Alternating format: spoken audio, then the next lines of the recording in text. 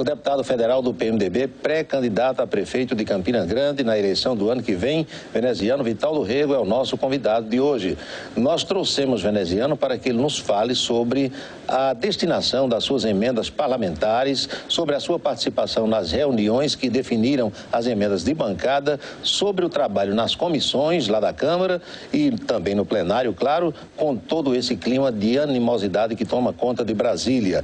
Claro que nós vamos também fazer uma abordagem sobre a pré-candidatura e sobre a externada posição do PSB, que anunciou que o candidato da aliança em Campina Grande é veneziano Vital do Rego e que participará da chapa ficando na condição de vice. Deputado, boa tarde. Boa tarde, Paulinho. Bom recebê-lo outra vez no programa. A satisfação é minha. Tudo em paz? Sempre é. Tudo em paz, graças a Deus, em meio às obrigações, mas é muito bom quando a gente tem trabalho e quando a gente pode desempenhá-lo com os esforços e vendo que terminam por redundar em bons frutos. O senhor participou sexta-feira que passou na Associação Comercial de uma reunião com alguns membros da bancada paraibana. Foi. Interessante o papo, o contato. Eu reputo como necessário cada um desses encontros, inclusive saudei e cumprimentei os promotores, no caso, a Associação Comercial de Campina Grande, que historicamente sempre trata sobre aquilo que diz respeito a ela, Campina, e a assuntos da Paraíba. Presença de alguns parlamentares, outros que não puderam vir.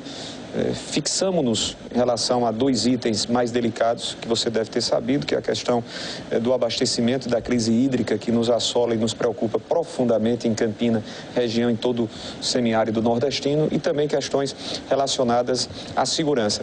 Eu me permiti dizer que são dois temas, pela sua complexidade, que requerem de nós um aprofundamento maior e não com aquela simplicidade de dizer a culpa é aqui, a culpa é acolá, é essa a situação. No caso do problema de abastecimento em Campina Grande, não é de hoje que nós fomos avisados. Nos anos 2000, para não irmos mais além ou aquém, você teve uma crise nesses mesmos níveis ou mesmo pior. De lá para cá, poderíamos ter solucionado através da adutora da barragem de Acauã. Seria agora uma saída para minimizar... Ela foi concebida com esse objetivo. Você se lembra disso? Sim. Ela foi concebida exatamente, tanto para abastecer os municípios próximos, mas principalmente para ser complementar em períodos de crise do açude Epitácio Pessoa. E na época eu trouxe aqui o secretário Francisco Sarmento, que fez uma exposição detalhada disso aí. E ninguém pode desconhecer o quão tecnicamente é preparado o engenheiro Francisco Sarmento. Hoje nós somos dependentes das ações emergenciais. Conversava com você ao telefone e pessoalmente. Não dá para chegar aos telespectadores imaginando que temos até a chegada definitiva da transposição de São Francisco, que tomara que chegue no final do ano de 2016 e em 2017, se não ações paliativas. Por quê? Porque somos dependentes de volume d'água e esse volume d'água não é a vontade humana que rege. Aí entra você na individualidade, nos seus costumes, nos meus hábitos de consumidor. Paulo, eu fico impressionado. Vou aqui mostrar o quanto é de gerar uma irresignação. Existem tecnologias avançadas que de há muito são conhecidas nossas. O reuso da água. Sim. Não poderia ter sido já adotado por nós nos seus 3 níveis.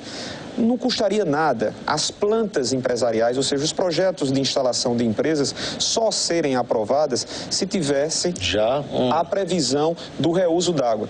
Paulo Roberto, amigos telespectadores, países asiáticos estão chegando a 50% de reuso d'água. E nós, aqui no Brasil, como se os caudalosos mananciais que nós temos, principalmente no norte, em Tocantins, fossem suficientes para que nós nunca nos imaginássemos a viver essas crises que são cíclicas. Outra coisa que não parece muito difícil é você captar a água da chuva e armazenar. E armazenar. Não é verdade? Agora, isso deveria estar sendo realizado nas escolas, nos ambientes de trabalho mais novos que estão aí, né? E eu apresentei, Paulo. É bom que se diga, olha, não é apenas uma fala, não é apenas uma abordagem. Nós apresentamos uma PEC estabelecendo um percentual no PIB para investimentos permanentes não apenas em momentos de crise hídrica como a que nós estamos vivendo. Também estabeleci por proposta ordinária que todos os conjuntos habitacionais só possam ser aprovados, seja por financiamento da Caixa, do Banco do Brasil, enfim, se houver equipamentos para a reutilização d'água. Assim também para os empreendimentos privados, sejam aqueles de maior porte ou de menor porte, enfim.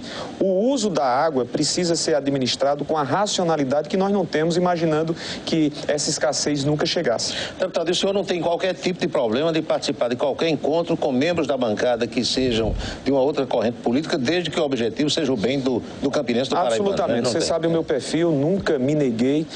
Registrei na Associação Comercial na última sexta-feira, inclusive com a presença do deputado Rômulo, do deputado Pedro, do senador Cássio, os presentes comigo àquela ocasião, ou naquela ocasião, de que no ano de 2015, registremos, nunca houve qualquer dificuldade para que o que for proposto por qualquer um dos 12 deputados ou dos 3 senadores tenha a subscrição, o endosso e a participação. Quando nós fomos ao ministro Gilberto Ock, eu falava em nome de todos aqueles. O meu problema era mostrar ao ministro que não poderia a transposição de São Francisco sofrer contingenciamento. Contingenciamento, meus telespectadores, são cortes no orçamento. E falta de dinheiro. Falta de dinheiro. Você pode falar em contingenciamento num momento de crise, tudo muito bem, cortes que o governo federal tem feito, mas jamais para uma obra de infraestrutura da qual somos dependentes, nós humanos. E não é questão de você querer água para tomar piscina, nem nada. Não é para sobrevivência. Para sobrevivência humana. É verdade. Nós não estamos exagerando. Nós não estamos falando sobre a necessidade da pecuária, da lavoura, nós estamos falando sobre a necessidade dos nossos rebanhos. Claro que sim, mas hoje a necessidade ela é premente até mesmo para o abastecimento humano. Então, graças a Deus, os momentos das disputas, eu até dizia na associação comercial, aos 3 que ao meu lado se encontravam, nós vamos estar rivalizando no próximo ano. Claro, eles vão estar defendendo as suas teses e eu vou estar me contrapondo na condição de pré-candidato prefeito de Campina Grande. Mas lá em Brasília, na hora que o assunto for Campina, na hora que o assunto for o estado da Paraíba, na hora que o assunto for a região Nordeste, todos estamos juntos. Vamos dar uma pequena pausa, registrando aqui nos estúdios a presença do meu colega, meu filho adotivo Carlos Magno, jornalista, colega nosso lá da Rádio Cidade, e também do vereador Galego do Leite, que trouxe inclusive um leitinho fervido, ainda está morno, com aquele gostinho de peito da vaca, e que Reginaldo Bastos serve também a sua clientela lá no sítio Maracajá de Queimadas. Não sai daí que a gente volta já já. Essa questão, aliás, semana passada eu fazia uma abordagem aqui, deputado veneziano, sobre essas questões ligadas à educação. Tudo passa pela educação, né? Tudo. Necessariamente, pode até ser um bordão, pode até ser uma coisa que caiu no comum, mas é um fato. É verdade. Aliás, o seu pai, o meu saudoso professor e reitor Tribuno Vital do Rego, costumava dizer que para vivermos nesse globo terrestre precisamos ser razoavelmente alfabetizados. Razoável, era exatamente isso. Veio exatamente essas colocações. Verdade, e é fato, não há como você... Veneziano, como é que está sendo trabalhar em Brasília com todo esse clima de animosidade? Difícil, Paulinho. A instabilidade política que hoje, eu até conversava com você esse ano, aqui mesmo, sentados em outros instantes, eu dizia, Paulo, eu não sei quem mais influencia, política na economia ou a economia na política. Hoje eu tenho a compreensão de que a instabilidade política gerada por esse cabo de guerra permanente de oposição e governo tem criado dúvidas tremendas no mercado. E aí, quando a gente fala no mercado, no investidor internacional, no investidor pátrio nacional, e há razões para que eles desconfiem, porque eles não têm a menor segurança sobre os encaminhamentos que vão ser tomados no Congresso, que serão tomados em termos de propostas pelo governo federal. O senhor vê que praticamente as obras pararam, obras que eu digo de empresários, obras de particulares. Ora, se obras que estavam sendo tocadas pararam, imagine novos empreendimentos projetados com vistas a serem lançados. Aí é que não há perspectiva. Porque o investidor, ele investe para ter lucro. Na hora que ele tem uma dúvida sobre aquele investimento, eu vou botar aqui 5 milhões de reais. Quem me garante que amanhã eu vou... Ele tem toda a razão. Ele tem dúvida sobre a política cambial, ele tem dúvida sobre a política fiscal, ele não sabe de que forma o governo estará, se adimplente ou inadimplente. Aí você começa a gerar o quê? Perda nas divisas. Afinal de contas, quando você tem uma daquelas agências, as agências não dizem tudo, mas aquelas agências que trabalham, que acompanham, que analisam, que avaliam os países, mostrando-os se eles são capazes de pagar, se eles estão em nível de especulação ou não, isso gera, óbvio, dúvidas no empreendedor. Corre para botar o dinheiro dele em outro onde país, não tenha dúvidas. Né, Aí você tem aumento de inflação, você tem o dólar aumentando a galopes, se beneficia na balança comercial, mas prejudica porque você vai comprar na importação, mas muito da nossa economia ainda tem de produtos externos. O trigo, que é o básico. Sim, do pão, o pão, a comida, pronto. Nós exportamos soja e importamos trigo. Não era melhor produzir o trigo que a gente precisa tanto? Pois bem. Tem umas políticas assim que a gente não consegue que você entender, tem, né? Você vê o quanto é contraditório. Então, trabalhar hoje em Brasília sob esse clima é extremamente difícil. Porque a cada sessão, eu percebo, e a gente acompanha aqui pela TV e Câmara, os senhores se deparam com um fato novo, com um conflito diferente, não é? Que acaba esbarrando... Eu te falava que, metaforicamente, fazendo uma comparação, vamos dizer assim, não diria rasteira, mas bastante simples, todo mundo até entenda, compreensível. É feito o lutador, o pugilista. O pugilista vai com outro e recebe uma pancada no fígado, cai, acusa o golpe, passa 30 segundos para voltar a respirar. Quando ele volta a respirar, recebe outra pancada. É isso que eu vejo a realidade do governo federal. Ou seja, ele tenta se arrumar, tenta apresentar algo de diferente. Também existe, aí eu não estou querendo fazer um discurso político, existe uma indisposição, porque os opositores, a oposição na figura do PSDB, e aí PSDB puxando os demais outros partidos, não querem. Não todos, mas a grande maioria não quer solução. É muito confortável para o PSDB observar situações difíceis para o governo com vista já a processos eleitorais futuros. Cabe na cabeça de alguém que daqui a 3 anos... Sem ter a menor ideia no que pode ser melhor para o país, para o povo, né? Para eles próprios como... Sim, porque isso tudo pode cair sobre as suas próprias cabeças, Sim, mais tarde. Por que não? Porque, afinal de contas, disputando, eles podem vencer. Sem dúvida. E como estará a condição do país na economia para que eles possam gerir? E a casa fica, deputado, eu percebo, sem produzir as coisas que a população precisa. Olha, Paulo, eu estou lá e fico naquela vontade de poder dizer. Você vai à tribuna, observa que... Tem um projeto bacana para apresentar, uma coisa interessante. Exatamente, né? Isso. Ou seja, nós estamos com amarras. Observa-se que todos os dias, invariavelmente, as lideranças oposicionistas ocupam para malhar a frio o governo. Do outro lado, alguns integrantes do governo vêm para trazer também o rebate a essas acusações. E em meio a tudo isso, aqueles que querem produzir o bom debate, o bom projeto, a boa proposta, termina ficando de mãos atadas. Eu percebo que a sua maior vocação é para o Executivo. Sim, não tem dúvida. Isso foi demonstrado aqui na Prefeitura de Campina Grande. Mas o senhor quer produzir no Legislativo. Não há dúvida. Quer honrar o mandato que o povo deu, claro. Né? E a gente sente isso. Eu converso com muitos amigos, alguns já conhecidos, outros não, e eles me perguntavam e eu dizia, olha, uma das razões exatamente para que eu seja mais afinado ao Executivo é exatamente pelo fato do Executivo lhe permitir que a sua ideia seja praticada em prática. Então, quando você entrega uma creche, quando você entrega uma rua, quando você entrega a Feira da Prata, a Vila do Artesão, a Vila Olímpica Plínio Lemos, você tinha o gosto de observar o brilho nos olhos dos beneficiários e, mais do que isso, ver que o projeto que você idealizou junto com os seus saiu do papel. A obra é como um filho, né? É como um filho. E eu os tratava assim, ou as tratava assim. Lá na Câmara, lá no Senado, o processo é lento. Para você aprovar uma coisa...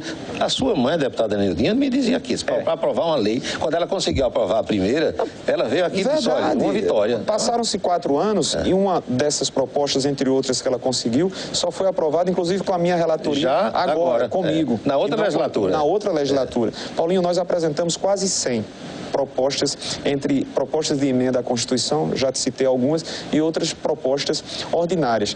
Mas a tramitação, esse rito, você disser, mas Vené, há de se ter o cuidado sobre a discussão, tudo muito bem. Mas se nós não estivéssemos numa casa que permite muito, como está se permitindo, esse debate que a mim me parece estéril, eminentemente, ou quase tão somente político, você produziria mais. Por falar em emendas, as suas emendas individuais foram destinadas a que setores? Paulinho, a emenda coletiva nós apresentamos para o desassoreamento, ou seja, em outras palavras, a limpeza do Epitácio Pessoa.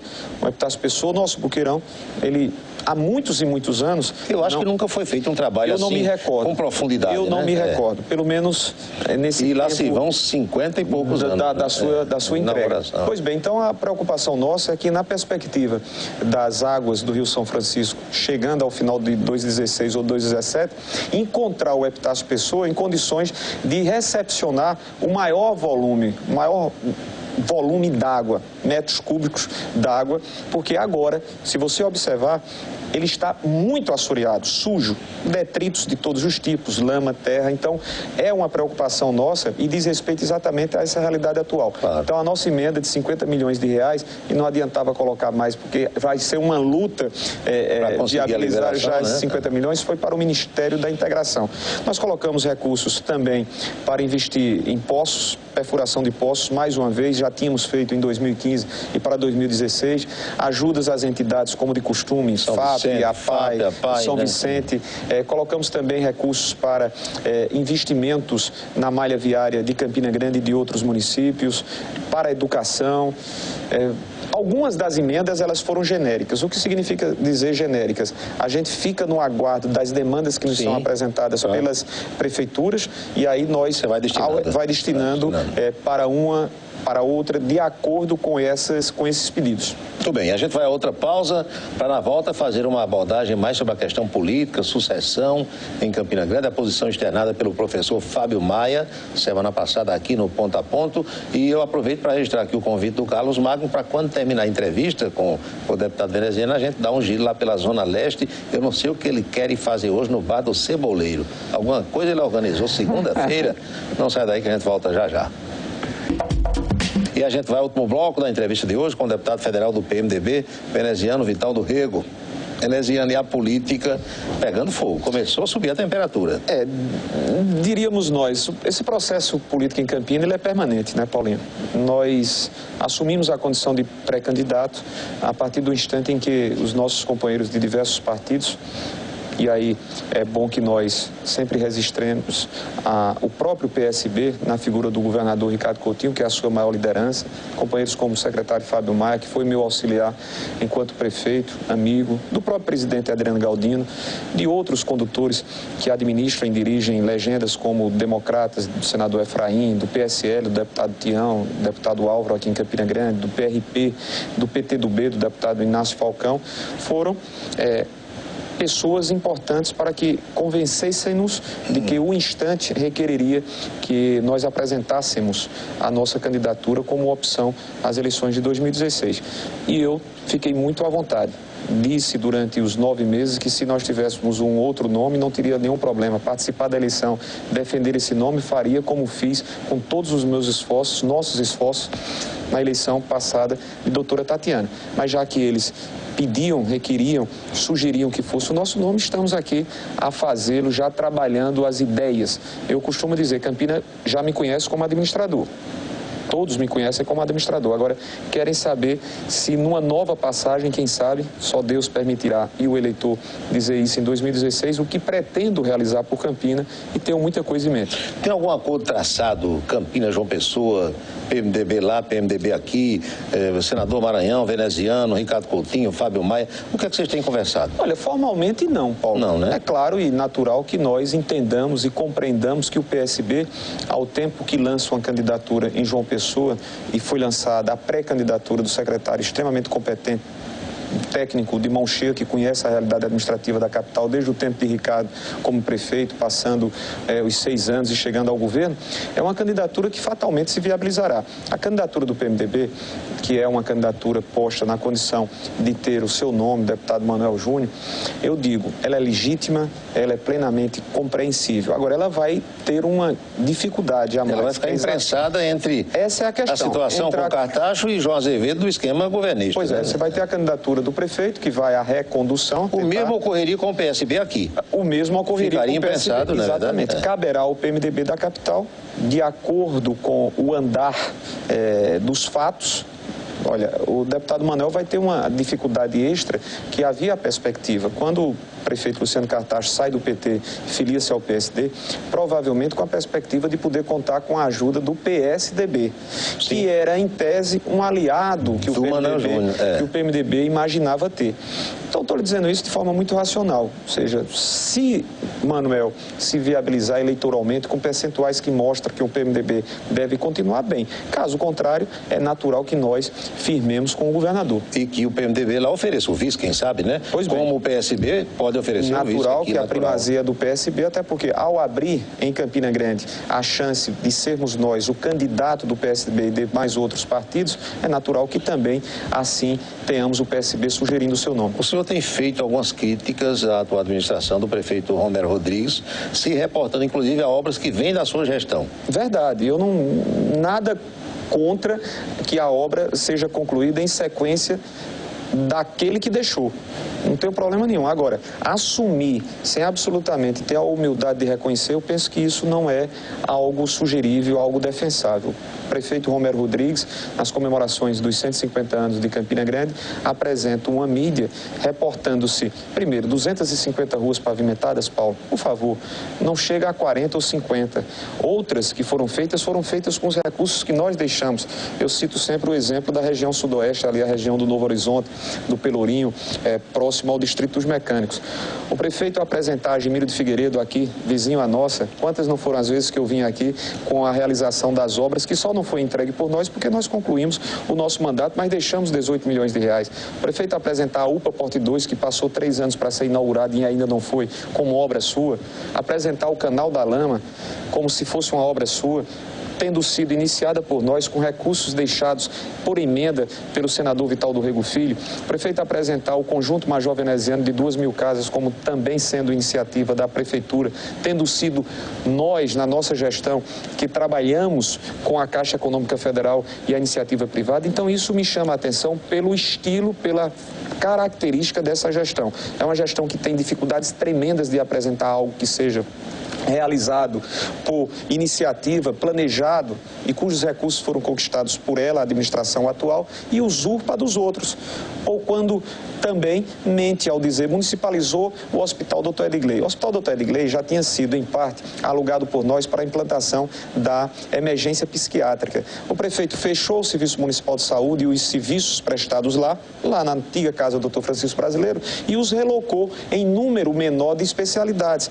É isso que eu pretendo estabelecer. Agora, Campina Grande, repito, Campina Grande quer fazer e fará a comparação, mas acima de tudo espera que as candidaturas sejam proponentes. E eu estou aqui para propor. O fato de ter podido em 8 anos fazer, Campina conhece já o veneziano. E graças a Deus me permito ir em qualquer parte. Quer saber agora o que veneziano pretende, caso seja prefeito, a partir de 2017. Quando o senhor deixou a prefeitura e a atual administração assumiu, o senhor foi muito criticado por conta da questão do lixo. E a semana passada o senhor me dizia por telefone, sem lixo ninguém fala mais. Por que ninguém fala mais em lixo? Não se fala porque maldosamente em dezembro eu era prefeito de Campina Grande formalmente, mas já tinha hora marcada e data marcada para não ser mais prefeito, porque um outro prefeito assumiria e um outro prefeito que vencera a eleição contra a candidata que nós apresentamos. Então, em dezembro, eu já sofri dentro da própria gestão. Boicote ao seu trabalho. Que sim, inclusive de companheiros que foram sempre muito respeitados por nós na estrutura da Secretaria de Obras e Serviços Urbanos. Paulo, durante 7 anos e 11 meses, nunca tinha havido problema. Nós acabamos com o lixão, que era um cancro que nós tínhamos aqui, um problema de saúde, um problema ambiental. Sempre fizemos questão de trabalhar com aquilo que de fato é exigível no serviço público. A política tem umas coisas que... Terrível, Paulo, terrível. Aí vem a gestão que fez coro contra mim, tentando me macular, principalmente com vistas a uma possibilidade de eu ser candidato a governador, e a gestão que em 3 anos, pelo menos em 3 ou 4 oportunidades, vivenciou a mesma situação. Há menos de um mês estava aí Campina tomada de lixo, sem ser recolhido, em face a esses problemas. Então, é desta forma que, lamentavelmente, muitos fazem política. Eu não. Eu quero discuti-la como sempre discuti, de forma e em nível superior. Superior no sentido de ser proponente, de apresentar o que fiz e, junto aos nossos companheiros, apresentar para uma Campina algo de diferente. Campina Grande perdeu o centro administrativo, eles não podem negar. Campina Grande perdeu a Feira Central, Campina Grande negligenciou em relação ao VLT e agora estão falando sobre o VLT. Campina Grande hoje é apresentada pela Prefeitura na expectativa daquilo que está distante a acontecer. A campanha vai ser mais curta, isso é bom ou ruim? Ou tem lá uma parte boa, uma parte ruim? Depende de como nós, eu já tenho falado isso aos nossos companheiros. A campanha curta, para quem está no poder, é bom. para quem está no poder é bom. Ela tanto é boa encurtando-se, porque o tempo para se questionar o que não foi feito é menor. No caso, a prefeitura, sob a atual gestão, terá um tempo menor de questionamentos. Por que as greves na saúde? Por que o não cumprimento do PCCR? Por que as creches fechadas, obras paralisadas? Por que a perda do recurso da Feira Central? Por que não o centro administrativo? Então, encurta-se. As pessoas têm menos tempo de poder ver esse debate. Agora, por outro lado, barateia, aquilo foi a discussão da reforma política, e aí eu concordei, cabe também a nossa estratégia de oposição. E a estratégia da oposição, ela precisa ser mais, vamos dizer assim, sintonizada. Vamos falar, ela precisa se organizar para que nós apresentemos esses questionamentos antes. Estamos em cima da hora, Camila me avisa, mas ainda quero lhe fazer uma indagação. O senhor teve uma resposta, digamos assim, do eleitorado de Campina Grande na eleição do ano passado, quando foi o mais votado para deputado federal na cidade. Com que realidade o senhor se depara hoje quando sai pelas ruas, visitando comunidades, bares, restaurantes, supermercados? Qual é a reação da população? Eu fico muito à vontade, Paulo. Dá um gosto tremendo, sabe? A gente, quando sai, é recebido carinhosamente. E o receber carinhoso, que é próprio do campinense, que sempre foi educado, sempre foi gentil, mas também tem aquela ponta do reconhecimento. E quase sempre, claro que não existe unanimidade nisso, e Campina tem uma rivalização muito forte entre os dois grupos. O grupo representado pelo período de 20 anos de Cunha Lima e aqueles que conheceram uma nova realidade nos 8 anos da nossa administração. Mas eles sempre se reportam: você volta quando? Você volta quando para corrigir isso? Veneziano, você volta quando? Eu sou servidor da saúde e estou há 3 anos cobrando plano de cargos, carreira e remuneração. Isso me traz uma alegria, um orgulho no bom sentido, de que o trabalho, o esforço, de que tudo aquilo que foi realizado gerou nos cidadãos campinenses um efeito bom. E traz-nos, porque não sou eu sozinho, traz uma responsabilidade muito maior para, quem sabe, um período administrativo de 4 anos futuros. Viagem na madrugada para Brasília? Viagem nessa terça para Brasília, terças, quartas e quintas, enfim. Só não posso te dizer o que é que nos espera, porque a cada semana fatos novos acontecem, tomara que estejamos mais tranquilos nesse ambiente. Mas eu sei o que nos espera agora lá em Zé Pinheiro, no Ceboleiro, com essa ideia do Carlos Marcos. Pronto, vamos lá então. Vamos atender esse convite. Paulinho, um grande abraço, Obrigado, um abraço a todos os Obrigado. seus telespectadores.